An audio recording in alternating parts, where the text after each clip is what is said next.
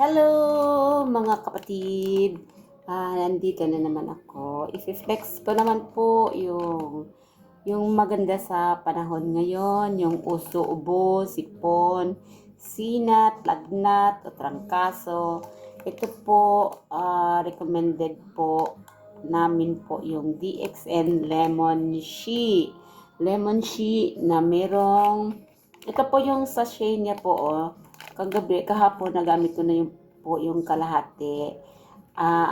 Adds on ko sa blended fruits ko. Pwede 4 na klaseng fruits o di kaya 5, depende kung anong meron kang prutas. Basta ako, experiment ko lang po yun para healthy, bago ako kumain ng kanin, healthy fruits yung ginamit. Ito po siya, oh. Lemon She, parang ito po yung ano siya, pwede gawing juice. Halo mo pwede sa mug, pwede hot water. Ilagay sa mug, lagyan ng hot water, di kaya cold water. Ito po siya, lemon na meron siyang Ganoderma extract. Ito rin po ang pinaka-importante. Lemon is very good din sa ating kalusugan, di ba? Yung lemon. Tapos yung Ganoderma, ito po yung pulang kabute sa Tagalog. Sa English is red mushroom. Sa China, lychee. Sa Japan is reishi. Pero iisa lang yan ang tawag doon ay Ganoderma lucidum. Yun ang scientific name. Kaya kung sa Bisaya o sa ano is korupdok ba yun? Pero ibang klaseng pulang kabute. Napakarami po ang pulang kabute.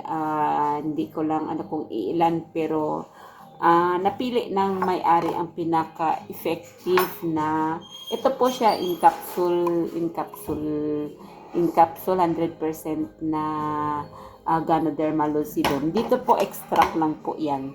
Extract lang po, pero syempre maganda rin po, maganda sa ating kalusugan.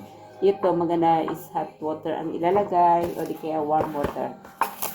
Ito po, magsisimula po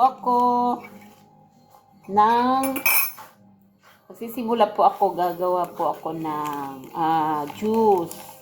Small amount lang po kasi i-adds on ko sa aking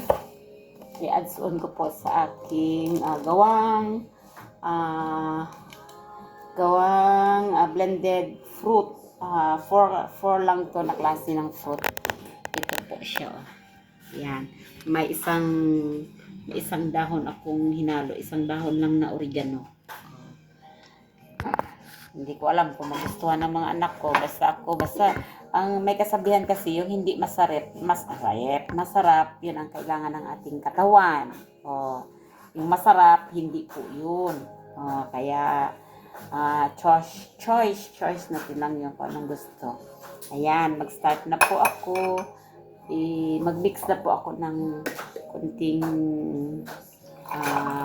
ito ang ihalo ko kasi sa aking blended na sugar na blended na fruits.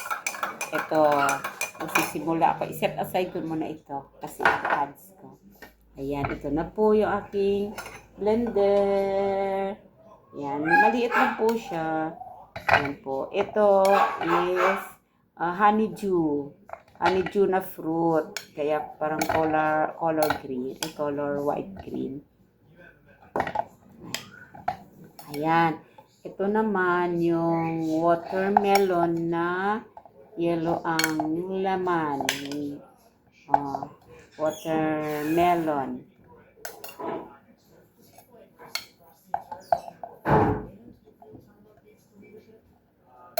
Tapos ito pipino.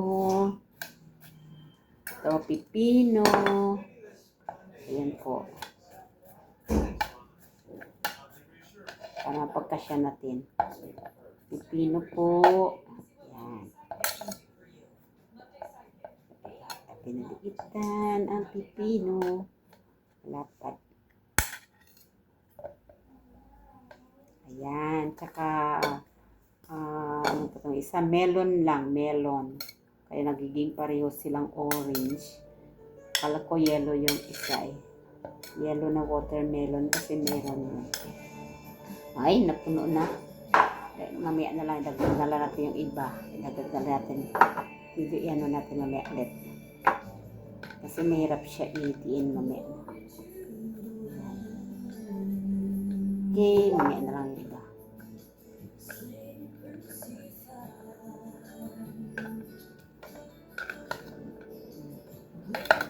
Pagkasya, tsaka yung isang dahon ng oregano. Okay, tapos idagdag ko na yung aking na-mix na lemon.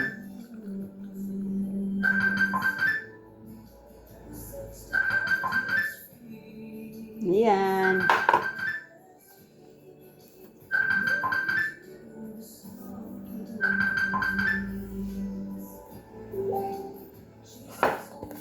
Tapos, ito ba?